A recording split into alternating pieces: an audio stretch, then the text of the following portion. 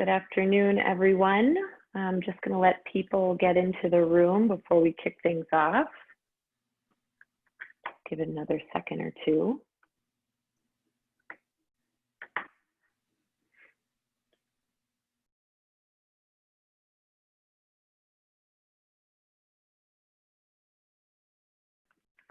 All right, welcome everyone. My name is Katie Stanton. I'm Program Director for the Urban Manufacturing Alliance. Welcome to today's Industry and Inclusion webinar, explicitly centering racial equity in workforce training. We're really excited to have you all here. Just a couple reminders.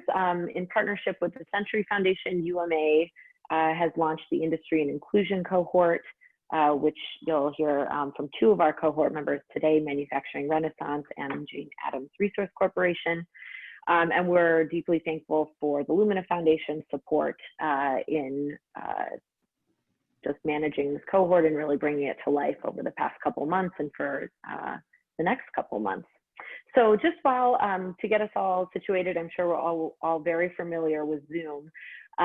We'd love to hear from you in the chat box or the Q&A box.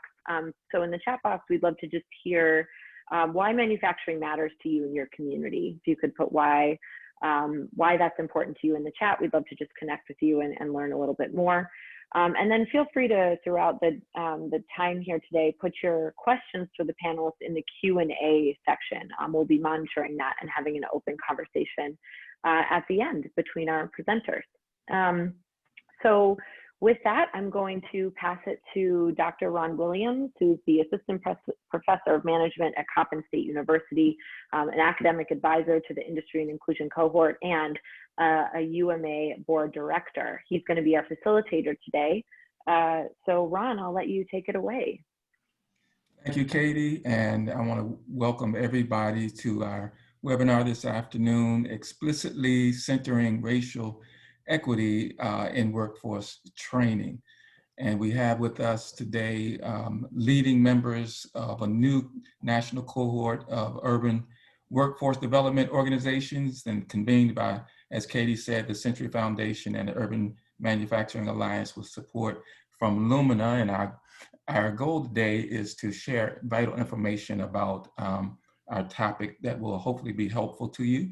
I will, after a brief introduction, we will have a brief introduction of all of our panelists, and then we will proceed, after they have made their opening statements, we will proceed with specific questions and answers following that. And then if you have questions, again, put them in the chat and we can refer to them before we close today. But we have with us today and Andrew Stetner, who's the Senior Fellow at the Century Foundation, Lee Wellington, the founding Executive Director of the Urban Manufacturing Alliance, Erica Staley, Executive Director for Manufacturing Renaissance, a Chicago-based nonprofit organization that addresses wide-scale loss of jobs and its impact on communities. Also, Dan Sweeney from Manufacturing Renaissance.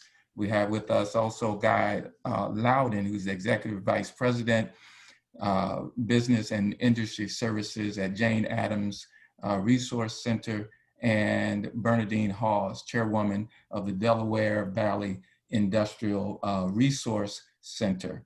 So we are glad to have all of them with us today, and we look forward to their contributions to the conversation. But I want to start with a brief statement and really a question. And the question is, what has been the cost of racial inequality to the US economy over the past 20 years? If you have some idea about that, or if you have, if you did not see the article that was released yesterday that has the answer in it, just guess, what do you think the economic impact of racial inequality has been over the past 20 years? And really, the workplace is a microcosm of the larger society. And one of the realities that we're facing today is not just the consequences of a history of racial inequality, but it's also the result of our inability to engage in productive dialogue that can be converted into policies and practices that address the legacy of inequity in the country. So we want to make sure that we're getting to a place where we can all learn. The impact has been over the past 20 years to the US economy, $20 trillion in losses. And that comes from a study released by Citicorp, and it was published by the National Association of Manufacturers on the website just yesterday. So racial inequity has a real tangible dollar amount attached to it. The total includes money that Black Americans in particular lost due to inequities in salary and housing, access to higher education, and lending to business owners. So there is a real tangible consequence to inequity. It is the right thing to do to be equitable, yes. It is a way to find your way into diverse markets, yes. But we also have to make sure that we are learning from the experience and understanding the real impact. So each of our panelists will give you their introductory statements, and then we will transition to some more directed questions. So I'll pass it over to Lee Wellington, the founding executive director of the Urban Manufacturing Alliance. Thank you so much, Ron. It's such a pleasure to be working with you on this project.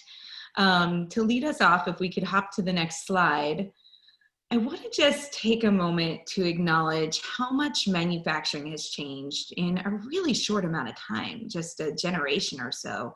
When you think about manufacturing historically, it was really a great stabilizer in American cities. Nearby manufacturing cities were well known to people in communities, and really you could just walk onto a factory floor and get the training you need for the job on the job, and find yourself with a family sustaining wage. And a lot of these jobs were tied to commodity production. And this story is familiar to so many of us, but really a mix of globalization and automation caused these jobs to vanish. And this created a tremendous amount of pain and suffering. But that pain and suffering was felt disproportionately by communities of color. Yet, with all of these painful shifts in the manufacturing sector, we also see so much promise in manufacturing for American cities. But the nature of manufacturing, the way it looks and feels, is quite different. These manufacturing firms are much smaller, the networks are far more diffuse, and these businesses are fueled by either technology or craft or some combination of the above. And in order to get in the door, you can't simply walk onto a factory floor. Many times these businesses are hidden within plain sight, and you need specialized skills to access these manufacturing jobs. And this combination of skill requirements and the smaller size of the business creates a really concerning recipe. And it's a concerning recipe where the manufacturing sector is actually not yielding the equitable outcomes that we might want to see. And that is really where UMA and so many of our partner opportunities see an opportunity to make sure that we're harnessing the power of manufacturing to create those meaningful career ladders and an opportunity to build generational wealth. And that exists in today's modern manufacturing sector. We just need to fill this information gap and the connection gap that exists so that these employment opportunities and ownership opportunities are fully being accessed by communities of color. And if we can move to the next slide, I'll share with you just a little bit about UMA's approach to this work. We're really solving for this problem of missed connections. And the way that we do that is primarily through ecosystems. There are a lot of individual communities, and you'll be hearing from a few of them today, that are solving for these this misalignment between new modern manufacturing and equitable neighborhoods in really thoughtful and creative ways. They're lifting up the very BIPOC communities that were most directly harmed by some of the exodus of our manufacturers over the last several decades. And what we're doing at the Urban Manufacturing Alliance is actually connecting the dots between those local or even hyper-local solutions that put racial equity at the center of the manufacturing strategy. And I'll add that the practitioner network that we convene is actually quite broad.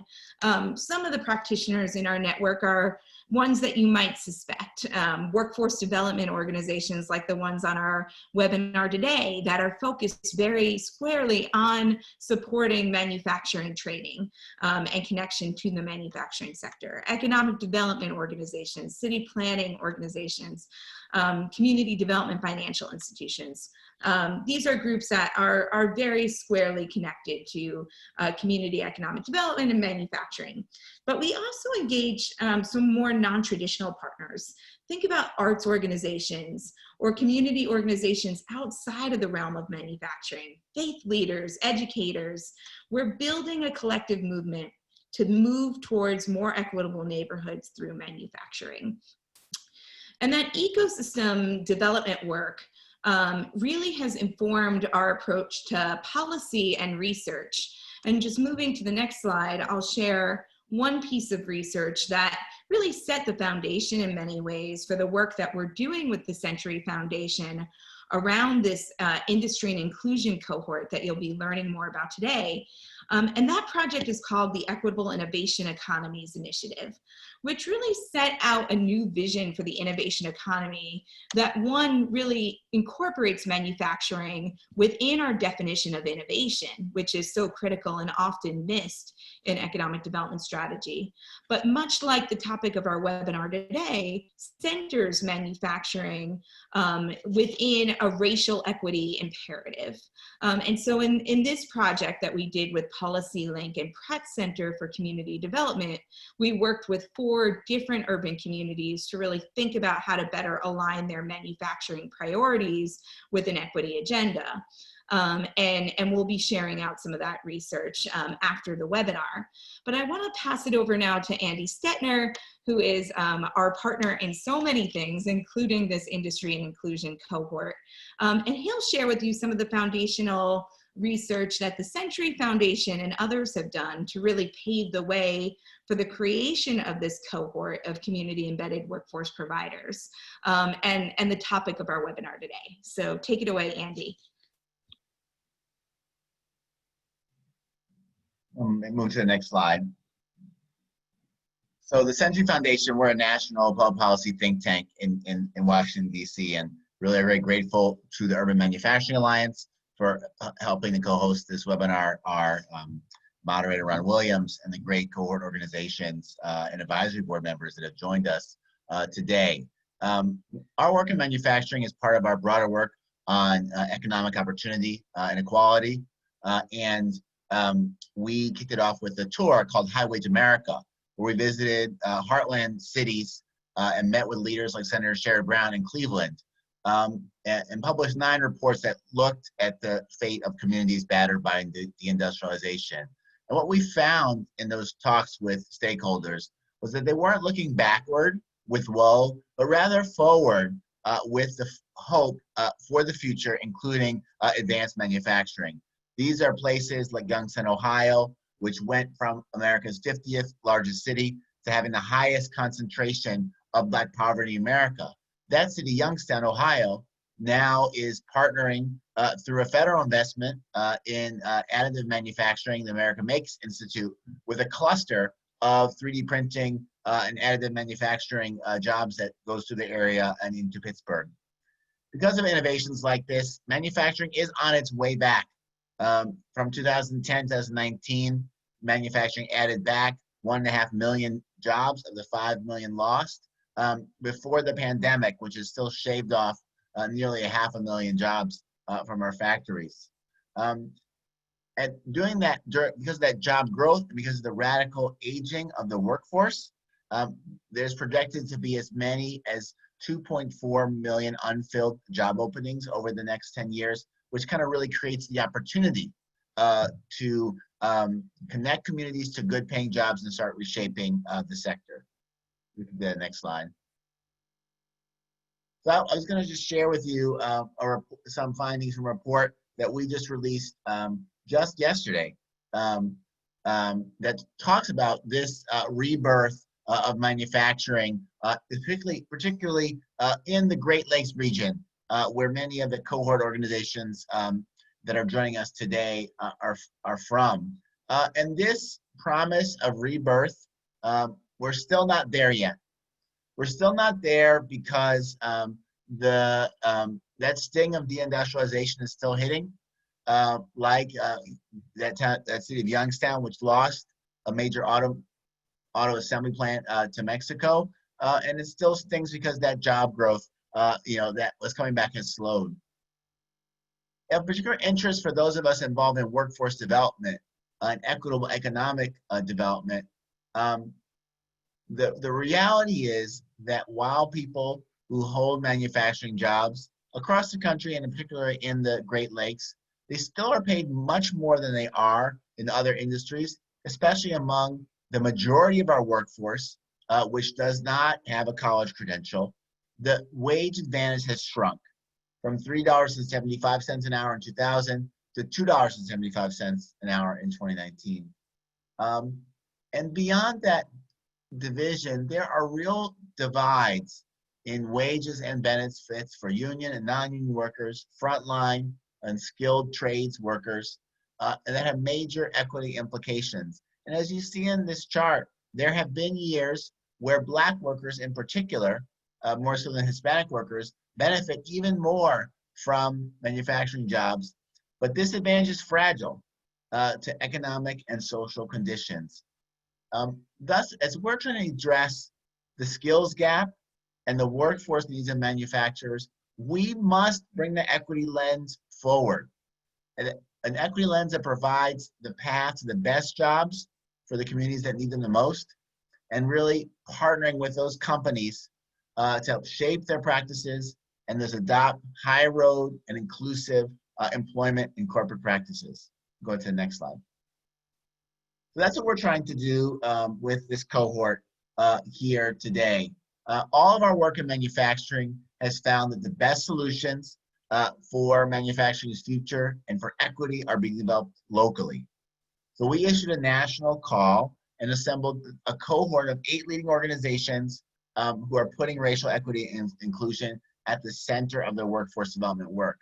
And our goal is to share these models and scale their programs and ideas in cities across the country, glean lessons for practitioners and for policymakers. Now, of course, we hope to visit all of these cities, but instead we visit them all through Zoom meetings. But we've been meeting amazing leaders and workers throughout the process. This is our Chicago roundtable, and we're very excited, go to the next slide, to share the lessons from this cohort of organizations in cities from Baltimore to Chicago and everywhere in between. And this is the second of a series of 4 public webinars, and we're grateful for everyone who's joined us today to continue in this conversation. We've been aided in this work by a tremendous advisory board of experts in equitable workforce development, economic development, manufacturing, skilled credentials, which are a key part of building out workforce strategies.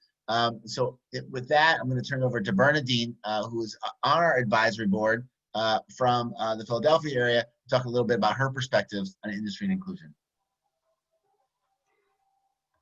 So thank you very much, Andy, and thank you, Lee. I'm looking at one of your statements, Andy, and it's about looking back with woe. And I think about that all the time, because somewhere in this conversation of diversity, equity, and inclusion, what has been missing is the historic value of manufacturing to Black and Brown communities. So this slide talks about where we are right now today, and it's the great slide that the Manufacturing Extension Program, which comes out of NIST MEP and the Department of Commerce, loves to shop around and to market. And what is critical when you look at this slide is it says just what you've been talking about, Andy, that manufacturing is the high wage job, especially for middle Americans. And that's why we want to have as much diversity and inclusion and equity. And you see the top states right there in the middle of this wonderful infographic. You see the top states for manufacturing. You also see that manufacturing contributes about 11% of the gross domestic product. Next slide, please, Eva. But that's just how manufacturing looks today. But it always has mattered because manufacturing is a critical element of our economy. It turns our ideas and thought processes into the human-centered, tangible materials and products that we hope enhance our quality of life. And these products and processes are done basically without regard to racial makeup or gender, basically. But at the same time, next slide, please, we know that manufacturing is more than just making things, and the sector has always affirmed social values and norms, right or wrong. So manufacturing creates cultural artifacts that mirror the society and customs that we live in. It is also, when we talk about diversity, equity, and inclusion, the structure of manufacturing companies is critical because these firms tend to reinforce the inequalities that we find in our regular society. After all, it's not just this company called a manufacturing firm. It is actually created and developed by people. And people have social networks that they use to the exclusion of other parts of the ecosystem and the workforce. So DEI, I call it, if you can change to the next slide, I call it the God factor, only because DEI means God in Latin. But that's diversity, equity, and inclusion is critical to manufacturing because without diversity, this creativity is minimal. There is little or no input from people, especially Black and brown people, which have different worldviews that they can bring to the sector. When you don't have equity, innovation is lessened. Winning ideas from whatever population needs the opportunity to flourish, and they flourish within this particular sector. This is how we create products that everyone wants, products that everyone needs, and also open up the supply chain. And without inclusion, production causes innovation to slow down. So if there is no inclusion, innovation is going to slow down on the productive level. So what I'd like to do, and to your point, Andy, let's not look back with woe, but in many Black and brown communities, we have a concept that we call Sankofa, which means we should look back to know exactly where we are today. Next slide, please. So I said, what if we started looking at manufacturing, taking a deeper dive into the historical nature of manufacturing? So Lee, you might have mentioned that it's changed a lot in the last 20 years. Yes and no, because if we start with an agricultural environment, we can start with cotton, rice, and tobacco. We can look at where Black and brown peoples were in that production, enslaved Africans, immigrants, even Native Americans. And what we see is that this group has always been inclusive in the manufacturing of cotton, rice, and tobacco. It's just, where has this inclusivity been? And it's been at the front part of the process with raw materials. As you move to a second industrial revolution, you have this great migration of Black and brown people leaving rural areas for those manufacturing jobs in northern cities, especially in the Midwest, in Illinois, and in Missouri. So you see this massive migration of Black and brown people to manufacturing jobs. So to a certain extent, Black and brown people have been following the manufacturing jobs and have been included in these manufacturing firms. It's just where are they? Where was this inclusion? So Black and brown people have always been included, but they've not had an equitable position in the manufacturing sector. Next slide, please. Well, I just love this picture. This is a picture of Jacob Lawrence, a young African-American artist, and he's talking about this great migration of 6 million Blacks moving out of the rural South to the northern cities following these manufacturing jobs. So that's just a little piece of eye candy. Next slide.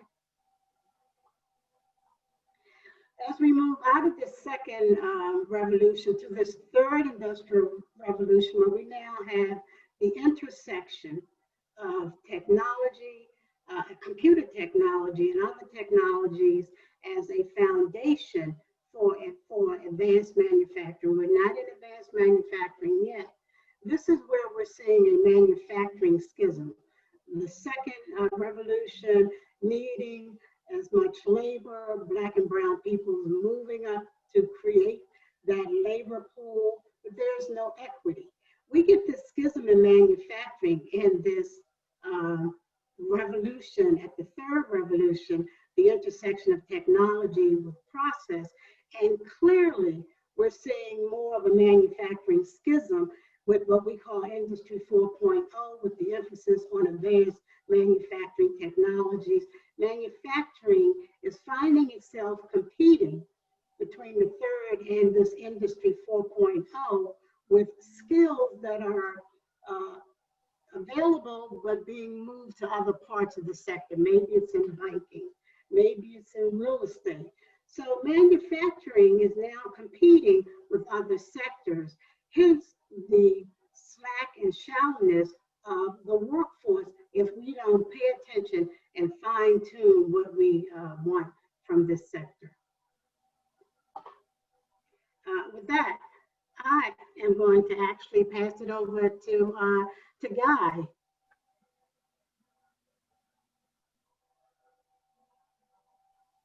Mute and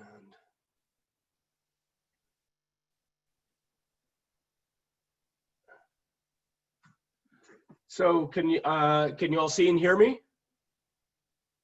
Yep, we're good, Guy. Okay, very good. Okay, hello. Next slide, please. So just I'm going to just start real quickly with a very quick overview of JARC, who we are, what we do, and then pivot to centering racial equity in our work. But JARC is a nonprofit workforce development corporation located in Chicago, Illinois, and Baltimore, Maryland. Our mission is very simple. We help low-income workers and job seekers attain financial self-sufficiency through skills training and bundled services. Next slide. Our training programs, our sectoral training programs, target middle skills gaps in advanced manufacturing like CNC machinist, welder, press brake operator. We're developing a program in assembler. And within that framework, we really have two models or families of programs. Our careers in manufacturing provides job training and employment services to a variety of unemployed adult populations, including very highly barriered individuals and communities that we're focusing very intentionally on communities of color. The second family is our business and workforce services, design and execute customized worker training out on the firm side for incumbent workers. And our closest and most strategic employer partnerships are with those companies that are leveraging both families of programs. They're hiring our graduates and they're bringing us in to skill up people already working in their organizations. Next slide, please. So just in a nutshell, our sector strategy is a dual customer approach. We're targeting middle skills gaps in such as CNC and welding. And the reason that we do that is it is in alignment with labor market demand and opportunity for the low-income worker or job seeker, provided that you have high quality skills training and the right strategic mix of bundled supportive services. So that's kind of who we are. I'm going to just breeze through the next two slides. We can put them up for about 15 seconds each, 10 seconds each. I'm happy to share kind of an overview of, follow up. If anyone wants to reach out, I can always provide more detail about our programs or what we consider our best practices. The new COVID reality is I have a lot of time on my hands to talk to people. So always open to a phone call or a follow-up if anything interests you. But now I want to pivot to, thank you, kind of want to pivot to the conversation about racial equity and inclusion at JARC. And we're just going to start with a little bit of context. So we're in a we are working to update our strategic plan. And we realized pretty quickly that a focus on social inclusion, including racial equity, gender equity, and LGBTQ equity would be a focal area. And like anytime you do a strategic plan, you kind of look back on the experience that you've been through. And our experience has been JARC has thrived and grown and prospered and expanded under a period of very favorable external circumstances. You had, under the Obama administration, you had a strategic overhaul of our federal workforce system and WIOA and everything that came with that. You had a resurgence of US manufacturing, and you had 10 years of sustained economic recovery and growth. So by most indicators, we've been working under very ideal circumstances, and yet when you look at the results, 1 in 8 Americans still lives in poverty. So the dial really hasn't moved much on poverty. Then when you drill down, next slide, please. When you drill down further, and I have people on the JARC team were data nerds before data nerds were cool. So we've always looked at race, gender, age, educational levels, geography, to try to understand how our training is impacting different populations in our community. And just, you guys are all familiar with all of the federal data, and we have tons of this, reams of it. But just the basic trend is the poverty rate for whites is historically below 10%, but generally over 20% for Blacks and close to 20% for Hispanics. Generally, within each of those demographics, poverty and unemployment is much higher for women. So we've been studying that, but we also study the impacts, the outcomes, the outputs of our federally invested workforce system. And we find that issues of racial and gender equity are also seen in outcomes for job seekers and graduates of our funded training programs. Next slide, please. So a couple of years ago, Reagan Brewer did a wage study of our trainees in CNC in Chicago. And so our own wage data is showing a statistically significant variation in hourly wages for white graduates. White CNC operators are starting wage more than $2 an hour higher than Black graduates. So this is going to be a focal point of our strategic plan and our work going forward, viewing all of our programs and partnerships through the lens of social inclusion. We want to work to promote equity and improve and promote equity and employment outcomes for people, not just at JARC, in our workforce system. Now, part of this is working with other stakeholders to identify and address systemic barriers. If I go back to that statistic about JARC's white CNC graduates earning, being offered $2 an hour more than the Black graduates, you think, oh my God, what blatant racism, how horrible our employer partners must be. But when you actually stop and take inventory of it, you see that a lot of times they're not even applying for the same jobs. So when you drill down, you see that there's factors such as transportation. Black graduates are less likely to have a car or access to a car to leverage a job opportunity in the suburbs. And generally in Chicago Cook, the further you get out, the higher the hourly wage. The same holds in Baltimore. So by virtue of kind of systemic factors connected to race, we have a smaller field, a smaller labor market for graduates of color. Next slide, please. So our updated strategic plan will have a focus on social inclusion and equity.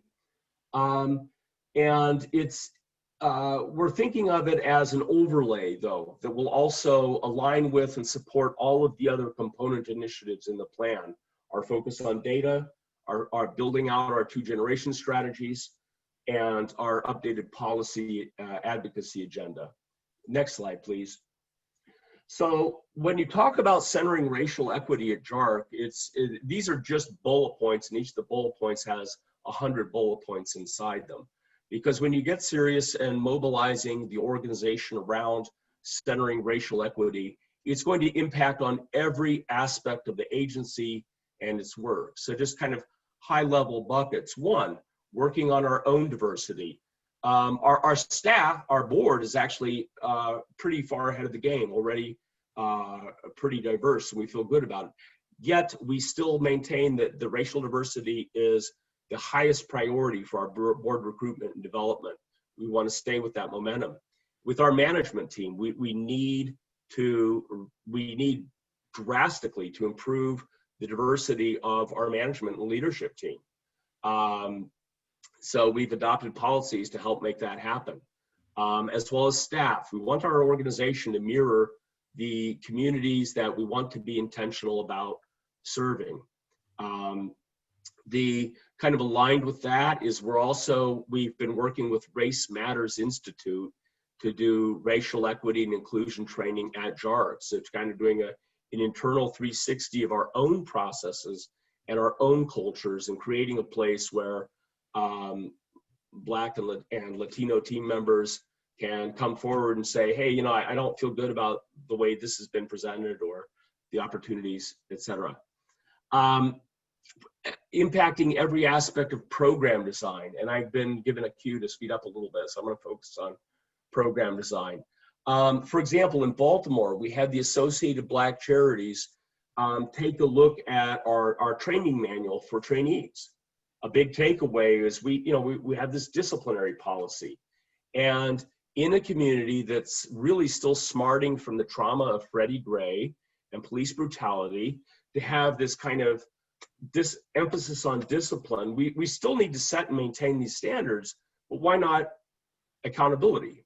An accountability program that respects people and challenges people to, hey, here's the standards, we're going to work with you to meet those standards, as opposed to discipline, which has this kind of this power dynamic attached to it.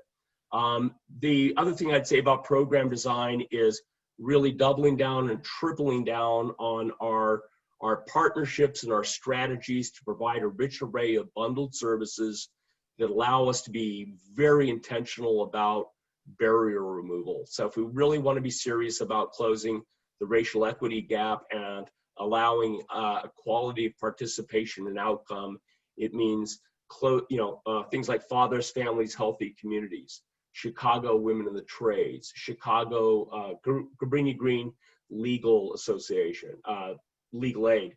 So it means coming up with an array of partnerships and strategies that are going to help us proactively mitigate things that are holding back trainees of color. And I'm very excited with a lot of the partnerships that we formed in both Chicago and Baltimore. That was just a tiny list. A lot of these partnerships have really been very rich and greatly enhanced the program for our trainees.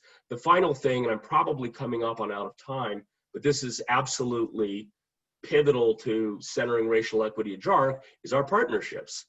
So chief among those is, as a sector program, we have what are called industry advisory councils in Chicago and in Baltimore. And what those are, that is a way of ensuring that our programs are employer driven and industry relevant. But it's also a way for us to have a dialogue with our employer partners. And our employer partners have agreed to convene what are called HR roundtables with a focus on social inclusion. So we will be taking the work of the UMA Industry and Inclusion cohort to the employers and working with them as partners to help them meet values which we believe they share. We are very intentional about working with employers that we think embody, and those, by the way, do include some small employers. We have employers of every size that have really good values, that are very intentional about addressing questions of racial equity, but they would be the first to tell you they're struggling to do it. You know, so they're looking for guidance and help and resource and leadership, and with humility, we hope to be a really relevant part of that response.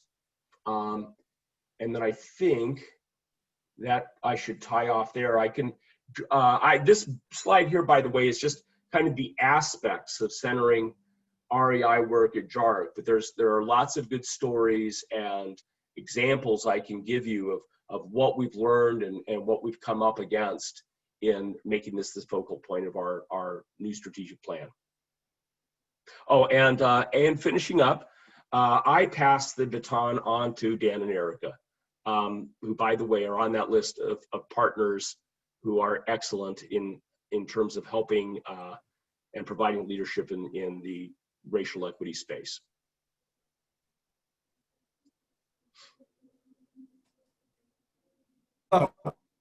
I'm Dan Swinney. I'm the founder and Manufacturing Renaissance.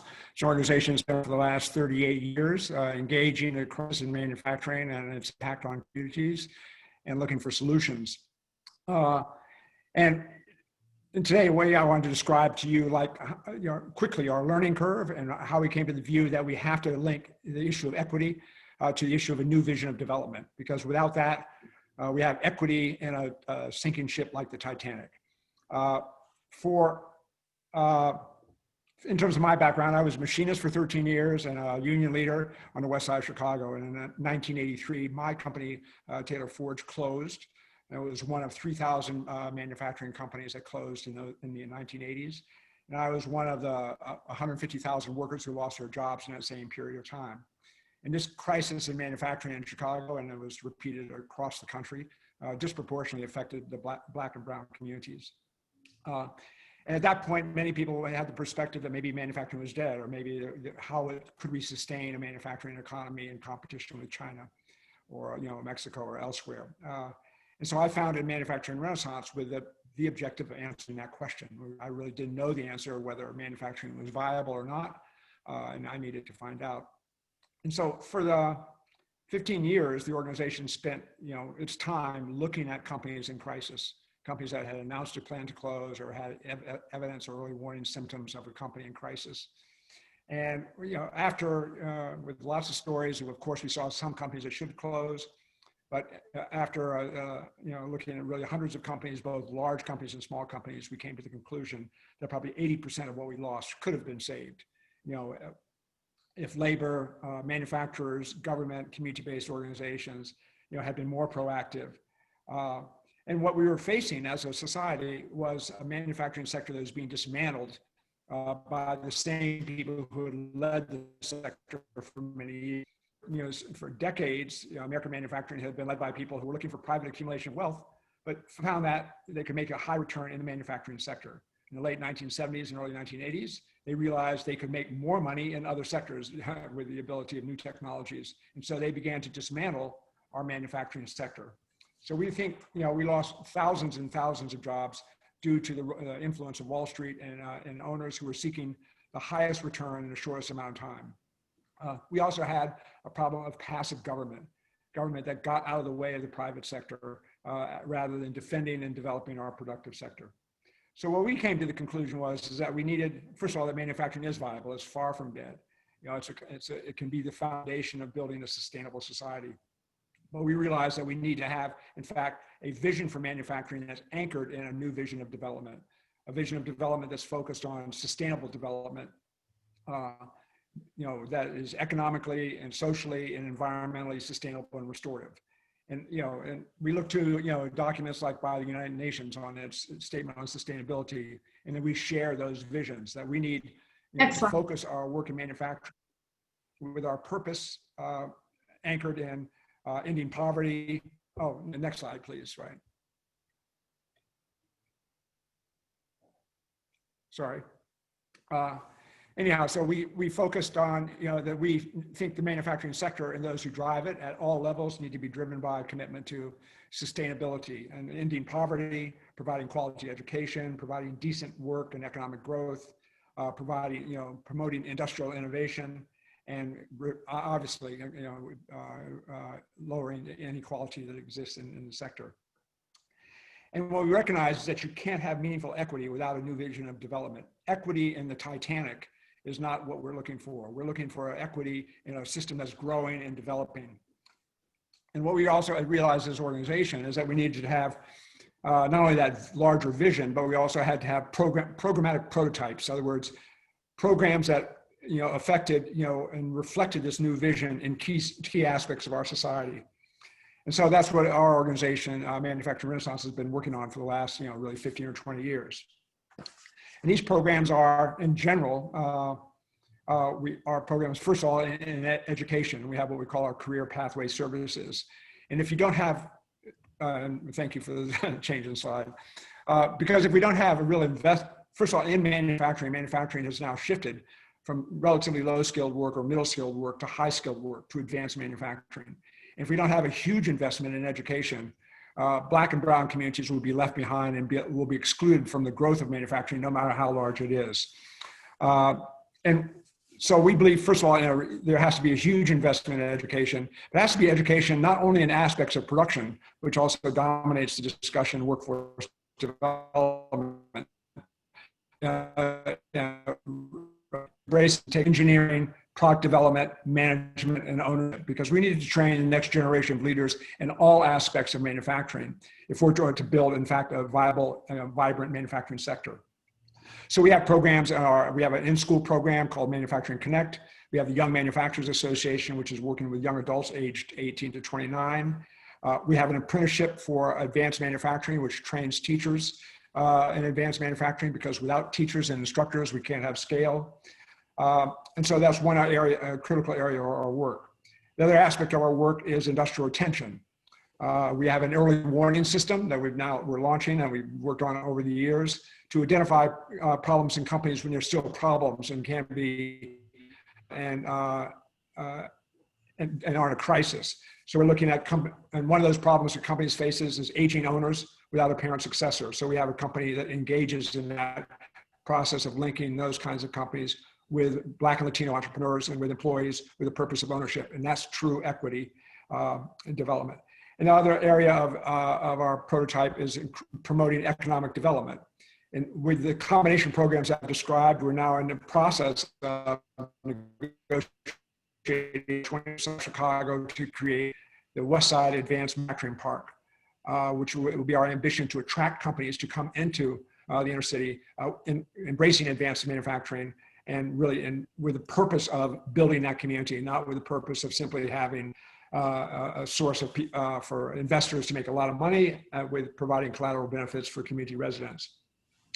And finally, our program is advocates policy. We have the Chicagoland Manufacturing Renaissance Council, which is a partnership of labor, government, educators, trainers, and community-based organizations. And we are advancing it through the CMRC, Inclusion in Industry 4.0. So we believe there has to be an embrace of new technologies. And in Chicago, there's $350 million that was spent on creating what is now called MXD, which is one of our cohort members. Well, we believe the equivalent of $350 million needs to be invested in communities on the west and south side to include, to promote inclusion of those residents in this process. So with that, having said that, I'd like to introduce you to Erica Swinney, Erica Staley, our executive director, to describe some of the details of what it means to embrace this kind of vision. Erica? Great, thanks. Just in the last couple minutes of our time, I just wanted to just take a sort of, Dan just gave, a really fast overview of our big picture and how this is the sort of the guiding orientation of what guides are on the groundwork. And so I'll just spend these last couple minutes just to kind of give a snapshot of how we think the work of increasing racial equity or supporting the development of racial equity kind of works in our, how do we practice what we preach? So I think the big pieces around development that were fundamentally about supporting development, but like on the ground, Dan alluded to a little, and actually, and Guy as well. I mean, the importance, I just really want to emphasize, at the end of the day, we are serving communities, but, we are also, our staff is at the center, at providing high quality work. And so, you know, we definitely, and actually I wanted to first make sure I clarified the asterisk here when I say equity. And an asterisk is, I just wanted to make, it was my reminder to say, you know, there's no fixed point of equity. You know, there's not like a finish line. Yay, everything's equitable, right? It's a stage of becoming, and it's an ongoing process to become more and more equitable. Like becoming a more perfect union. It's just that ongoing process. So everything that I talk about, everything I have mentioned on the slide and more, you know, we're a relatively small agency. You know, we can't do all things all the time exactly the way we want to do, but I think these are things that we are constantly, you know, there's always some sort of working towards, and we're doing our best to do, you know, these things and to make sure that we are not only focused on work that creates equitable, improves racial equity outcomes, but also, you know, how do we integrate with internal facing policies, how we treat our staff. You know, the important thing of like, of course, you know, make sure you're hiring staff that represent the communities you're serving, but pay them well. Sometimes in the not-for-profit sector, we have this thing of like, well, it's the mission that, you know, that should be enough. And so we're like, no, when possible, pay your people well, give them raises regularly. You know, if they're doing good work, we need to pay them as best we can, and that needs to be a high priority, which I think at MR we've sought that for many years. Participatory goal and metric setting, that's something that really has come up, you know, especially because, you know, pretty much all our staff come from the communities where we are serving. You know, beyond just the nuts and bolts of, you know, helping young people get credentials or help get jobs, there are a lot of other things that really improve the quality of our work, of what really keeps someone coming back. And so, and staff usually have the best ideas as to what are those things that we should be paying attention to, beyond just, you know, the big aspects of, you know, the broad strokes of our program, our training program. And then, I mean, and since, you know, we're, just to wrap up, so we have our management level practices, and then also our program practices. You know, we are active, especially since the COVID-19, you know, we're trying to do paid training as much as possible. We didn't really advocate for that before, but now we really see it like, hey, people have basic needs that we need to be eyes wide open about meeting. Multiple chances to opt in, you know, again, and Guy alluded to this too, like, you know, this is a fluid process. How do we make sure people, you know, progress doesn't mean you go from point A to point B and then you win. It's, you know, 2 steps forward, 1 step back, and making sure that our program allows for people to kind of come in and out, you know, as they're dealing with things in their life. And also too, being explicit about race, and not only with our staff and our training. We talk to our kids about, this is what it means to encounter racism on the work site. What do you do about it? I mean, so we're trying to be increasingly explicit about those kinds of ideas. But anyways, I just wanted to, and then also leadership development. That'll be the final thought I'll leave everybody with. At the end of the day, we all can learn more about this, about how to do this kind of work better, how to help our staff, you know, grow in their careers as we are helping our young people who go through their programs grow in their careers. So finding ways to incorporate leadership development, mentoring opportunities as much as possible is that core part of that definition of what I believe equity means, which is about really expanding opportunity. And that means for our staff and our community alike. And I'll just leave it there. And I'll turn it back to Ron. Thank you, Erica. And I want to thank all of our panelists for really setting the stage for our next segment, which is the specific questions to our panelists. I really liked Bernadine's emphasis on the cultural artifacts and the difference between equity and inclusion, and really how that translates into you know, financial impact, economic impact, and also Guy's emphasis on the underlying factors that are really emerge from the systemic issues such as transportation, and Dan's emphasis on sustainable equity. So we appreciate all of that. And what I want to do is to direct the first question to the training organization. So Erica and Guy, if you could weigh in on this question, but what has your experience been like working with industry partners on issues of racial equity and inclusion? So what has your experience been? And either person, Guy or Erica, whoever would like to go first, please feel free to do so. You want to go first, Erica, or do you want me to go first? Why don't you get started and I'll jump in. Okay. I would characterize the conversation as being better received than you might anticipate. In fact, some ways very positive. In Chicago, our leading and most strategic partners in manufacturing, and I don't think they'll mind me naming them here, it's very positive. Companies like Friedman Seating, like S&C Electric Company, have not only embraced equity, they're very intentional about it. For example, at S&C, they actually have a program that involves the team in constantly trying to create a more equitable environment. So I think that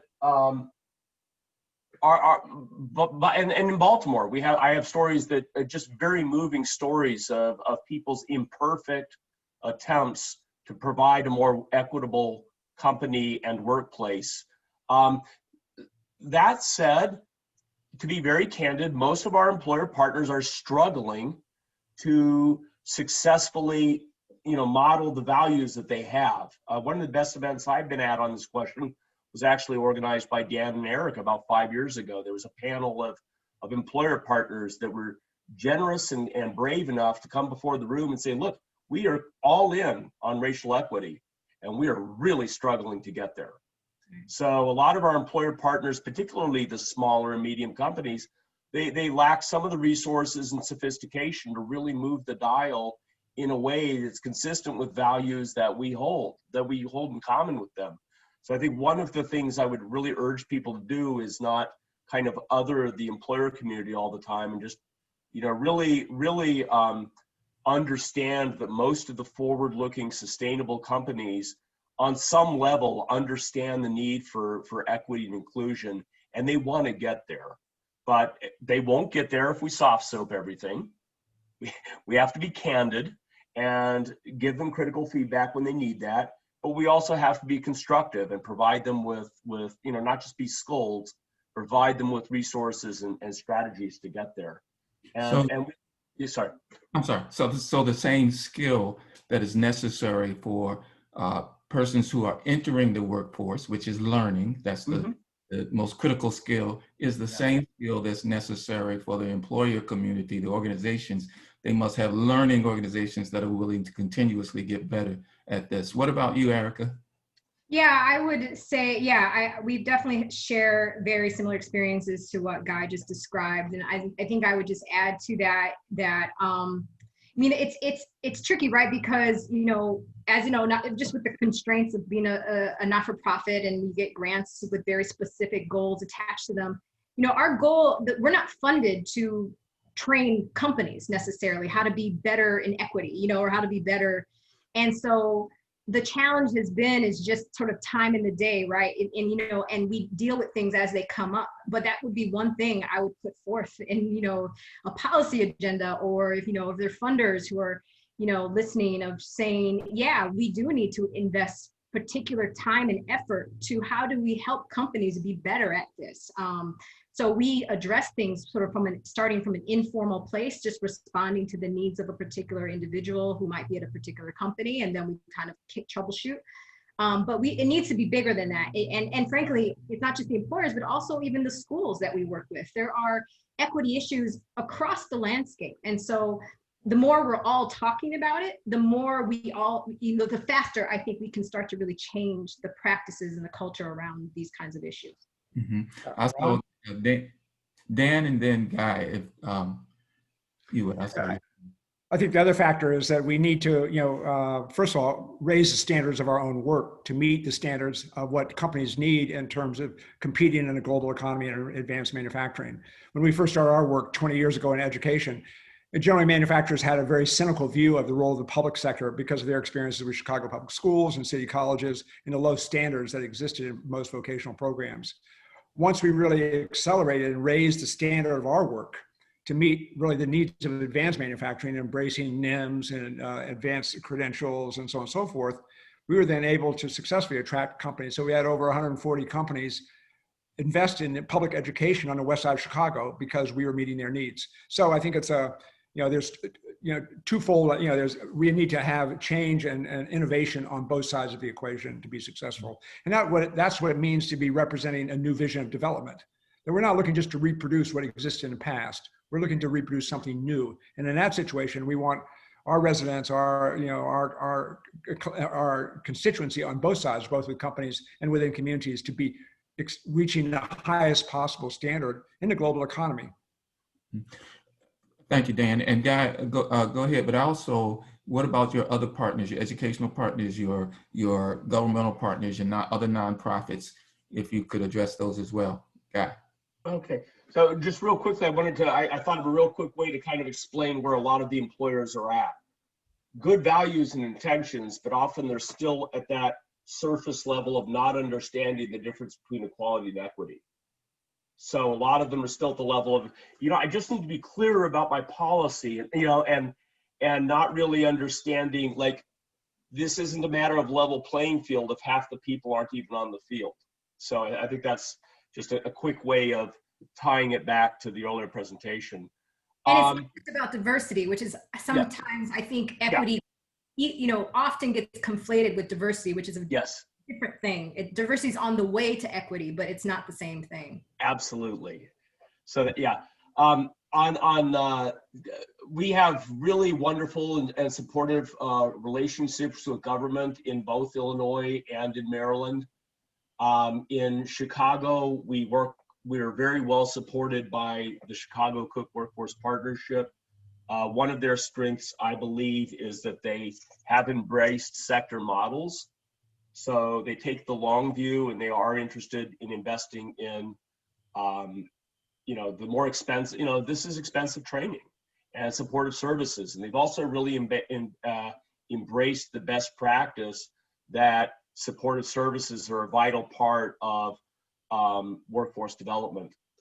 In Maryland, we work very closely with the EARN program at Maryland Dollar, Department of Labor License and Regulation.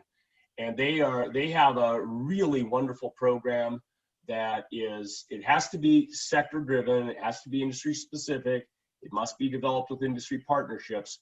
It is very supportive though. We can use the funding to do job training and employment services, to do incumbent worker training, supportive services. There's also a very strong, in Maryland in particular, a very strong collaborative sense between city and state government and the foundation world. And it's just a lot of the stakeholders really have a very strong shared vision. And I think that's one of the reasons that we've been excited to work there. So we're proud of the work we're doing, but we would be the first to tell you that we're working with really good partners. In Chicago, we work with Renaissance and the YMA, and so that's a lot of what allows this to happen for us is partnerships. Just before I transition to Bernadine, I have one last question for our training organization. What about COVID-19 and how that has sort of changed your approach? And how does that change your approach to promoting diversity in the long run?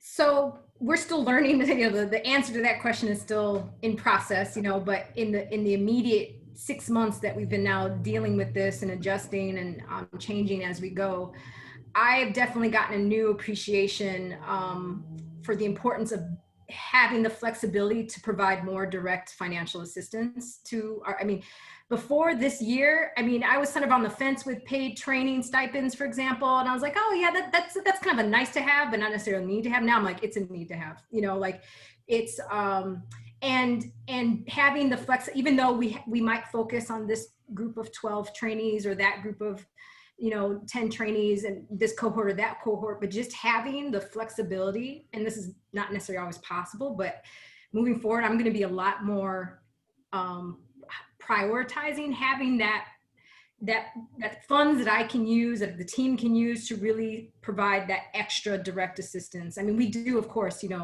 help to get to and from work or buy a pair of boots, but I'm talking about here's a card, here's a gift card for some groceries, or here's some diapers, like just be that become just part part of our training model, if you have it, you know, given that who we're serving and just the need that our families are dealing with. And the other thing is we're taking a much more proactive approach to trauma-informed care. And again, it was more of like, yeah, it's there, of course, you know, we're gonna be sensitive to those things. But now I'm like, you know, so our new program director is actually a licensed social worker, and, you know, and so her job this year is really looking at all of our training curriculums, and really how do we much more intentionally weave that into our day-to-day operations, not just, oh, you need extra help, so here's some extra help. It's like, no, this is part of how we talk about these, you know, whether we're talking about technical skills or work readiness skills, there's going to be that piece in there. I don't know exactly how that's going to look yet, but that's our priority this year. And that was definitely, we were already thinking it, but the COVID situation definitely put that into over gear. Okay, thank you. And I will direct this question at Bernadine, and also Dan, I would like for you to contribute also after Bernadine has addressed, looking beyond the traditional metrics and policies and actions, what are ways that we can engage communities in manufacturing? So, you know, I think it was either Dan or Guy who talked about all the data that we have. And we clearly have a lot of data, a lot of metrics. And if we don't peel back this layer cake, we're going to be in trouble. And I think one of the things that's going on is that things rest at the ecosystem, at the very local ecosystem. That's where you get things accomplished. And so, Erica, when you talk about the educational systems and what people need, even in post-COVID, and none of us have a crystal ball, one of the things we know we need is a well-informed workforce, because the bottom line, when I showed you that Blacks have always been included in the production and manufacturing, it's just that they were the laborer. And if you look down line, you're not seeing that equity. So you're right, Erica. People don't know the difference between diversity and equity. And we have to have people to be explicit about what they're talking about. Diversity, we're in these plants. We've always been in the plants. We followed the plants to make them supportive, to make them flourish, to make them grow. Down the line, there is little equity in upper management. And the other part where there is hardly any equity is in ownership of these firms. So we have to grow manufacturers from Black and brown communities. And we all, if we're following the data, we all know this is the group that will hire Black and brown folks. And then when you look at the sector, it looks like the platform has expanded. So we need to really focus and fine tune this thing called equity towards equitable entrepreneurship and manufacturing, and whether that's a plant turning into an ESOP, whether that's an accelerator that gets funding from the federal government because they understand the value of manufacturing.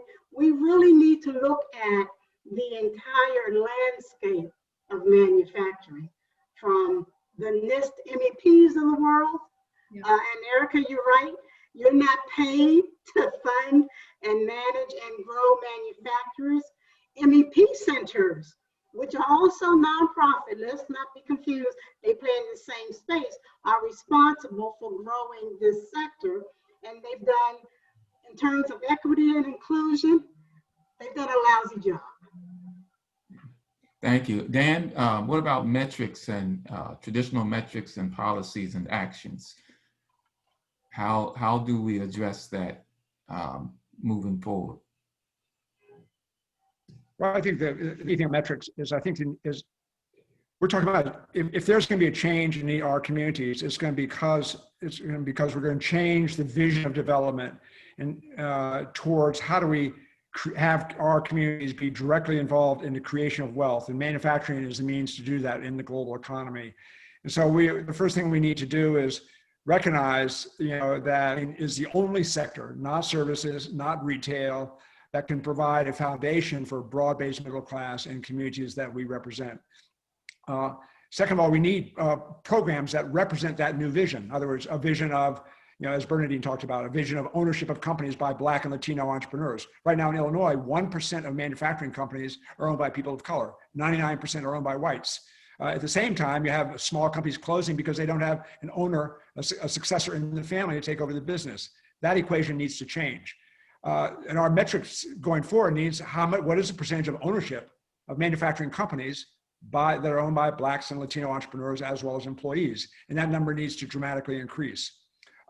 What are the numbers of young people going into manufacturing? And how is our school system connecting our young people to the desperate need of manufacturing companies for talent? That needs to be a metric. What I want to say about metrics is right now our metrics will be relatively small, as is the case of any kind of prototype that reflects a new way of doing business. But as a cohort, and that's why this community is so important to us, we need to begin to work together to increase, first of all, to identify programs where you can demonstrate tangible progress in equitable and diversification and involvement of people of color in manufacturing at all levels within the firm, not just in production, but also in engineering, product development, management, and ownership. And then have, then over time, demonstrate the growth of our success in achieving. Okay, thank you. Can I add one other thing? Because people Sure. talk education all the time. And one of the educational groups that I've not heard around this conversation or other conversation, and that is the impact of HBCUs. And I guarantee you, every one of us should have in partnership an HBCU sitting at our table. That's where you get engineers. You want engineers. That's where you get a workforce that's been primed to work in manufacturing. They're invisible for the most part when we talk about the educational system, and we need to clearly pull them into the manufacturing fold. Yes, let me just add 150 years plus so of experience at value-added education, meeting people where they are. One last question. Anybody can weigh in on this. One last question, Dan, hold on one second. I'm sorry, go ahead. I was just going to say to reinforce Bernadine's point, there's a lot of times, even in this discussion, people talk about workforce development. And what's in their mind is, a post-secondary certificate program at a community college. We need to be changing the entire educational infrastructure and orienting it towards the manufacturing sector. It needs to start in preschool. It needs to be in elementary school. It needs to be in middle schools and high schools and in colleges and universities, where we shift towards recovering our productive capacity that's been destroyed by the old paradigm of development and showing our ability to lead a new paradigm of development anchored in manufacturing. So we need to, as a field, we need to demand greater ties with the educational system and then greater transformation of all of its levels around the issues that we're discussing, not reserving workforce development to be a certificate program in a community, only a certificate program in a community college or the equivalent. Okay. Yes, thank you. Thank you. Before we pivot to the questions that are coming from our participants, one last, if you could just very quickly, anyone, there's one last question. What are some national policy recommendations that would solidify your programs at a policy level? And anybody can jump in and take that on just before we pivot to the questions from our webinar participants. Well, I'd like to, just building on my last comment,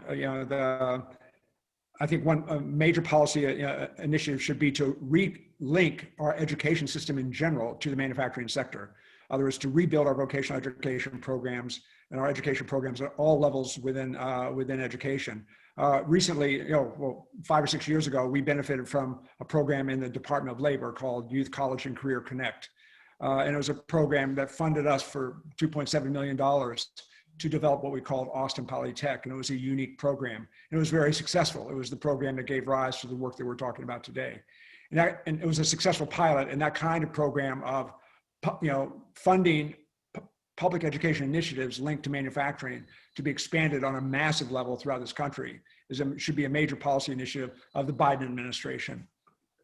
I think also the issue of ownership succession in small manufacturing companies, as what I described, is that we now have probably 60% of small manufacturing companies with less than 100 employees are typically white-owned and don't have a parent or successor to go into the next, in the next iteration. So we need a massive social program that identifies these companies and provides linkage with Black and Latino entrepreneurs as well as employees.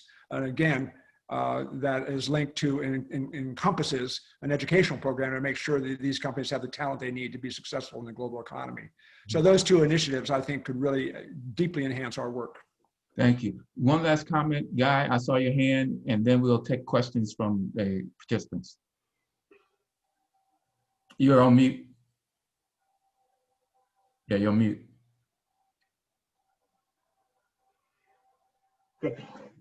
I think one difference in our outlook is JARC's programs are focused on adult populations, so we train adult job seekers and adult workers on the firm side.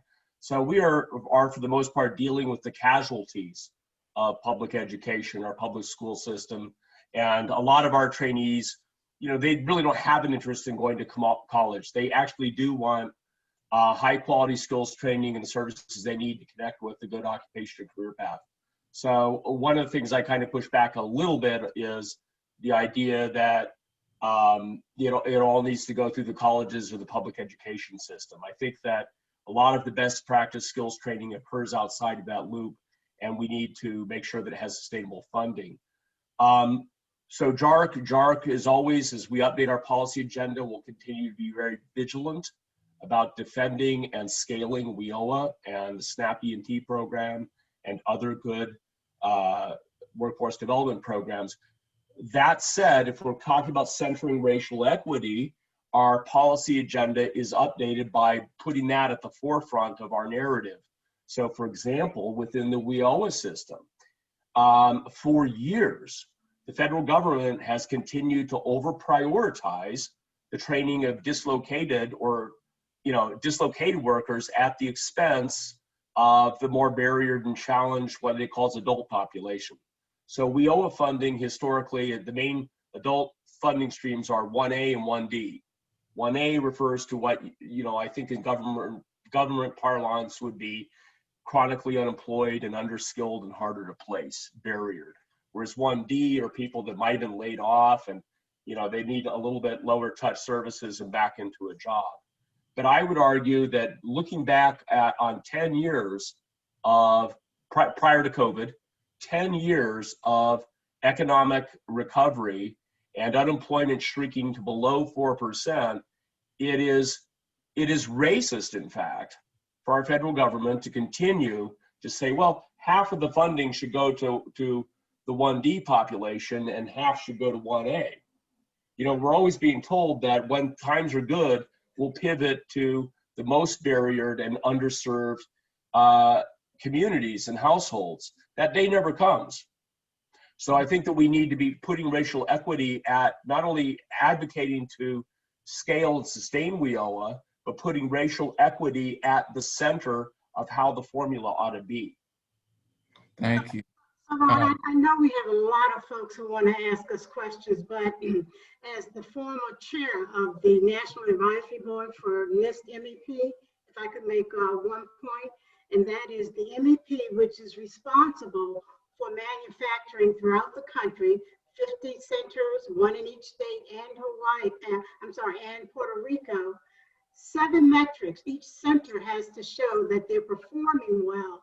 Not one metric centers on your staff, how many, and including the firms that you're providing services to, what is their makeup in terms of diversity and equity. Not one metric of the 6 do the MEP requests. So that to me is critical.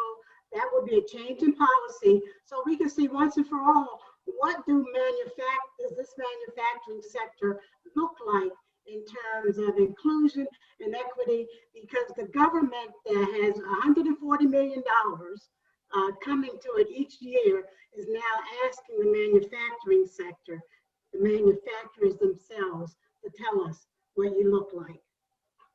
Thank you. Amanda, I think we're ready for some questions from our participants. Great, so we'll probably have time for about 2 questions. The first one is for Erica. You mentioned trauma-informed care and direct payments to trainees. Do you think that integrating these supports into your model will be permanent or only during a crisis? And how important do you think these direct supports are for organizations across the cohort? I'd like them to be permanent. I think, and as everybody has commented, as the COVID crisis came on, it only exacerbated like the underlying conditions, right? So it just made everything worse. So it wasn't like it was hunky-dory before and now it's bad. Manufacturing renaissance. I mean, our program in particular, we pretty much 99.9% of our participants are Black and brown. 99% are Black, and then 99.9% are Black and brown participants in our program. So, we're embedded in that community, and so I think it's just going to be. I would like it to be funding permitting, of course, but I would like it to be a permanent fixture moving forward. I think it's necessary. Great, and this one is open to anyone. Do you have suggestions for companies that should be better mentoring or creating more space for minorities and women to participate in leadership of white-owned firms?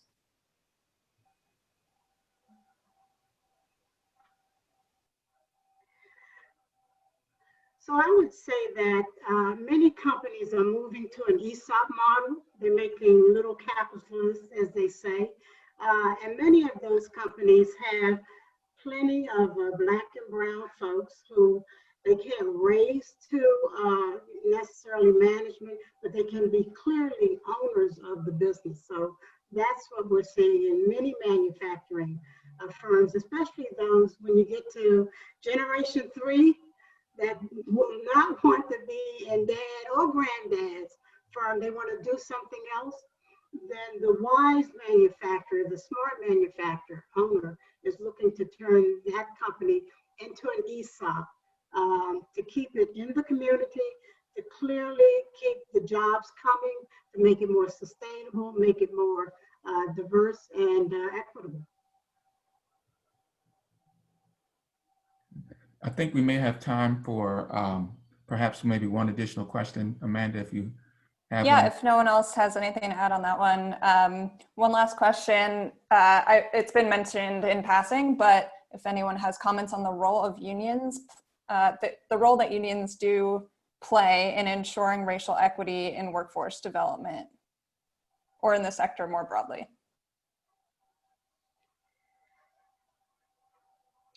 You don't find that happening here in Philadelphia. I'm just going to say that. I'm putting it out there.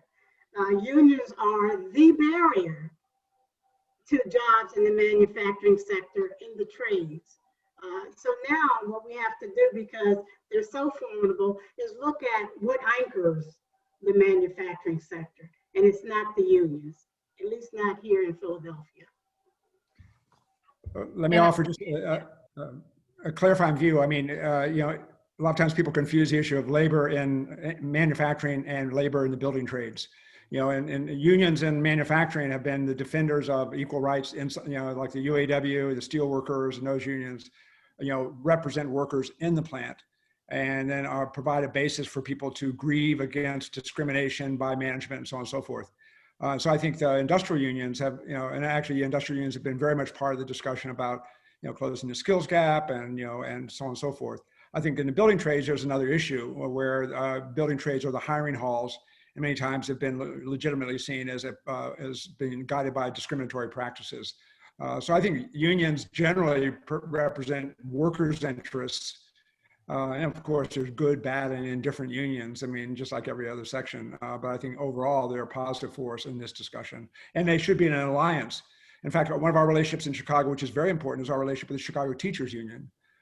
In terms of, and they are providing the training and a major role in training instructors for the kind of education that we're talking about. So I think it's a very important alliance that we should cultivate, and in that cultivation, take up the issues of non-performance where it exists. Yeah. So I agree, Dan, and this is where that ecosystem comes in. We all exist in different ecosystems, and we'll have a different response to that. Thank you all.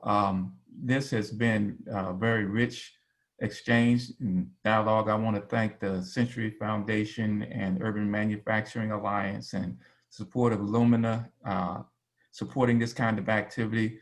And thank you all. It's been good. I always leave these conversations more hopeful and inspired. So I will, Andy or Lee, if you have any final comments, and otherwise we'll turn it over to Katie to close us out.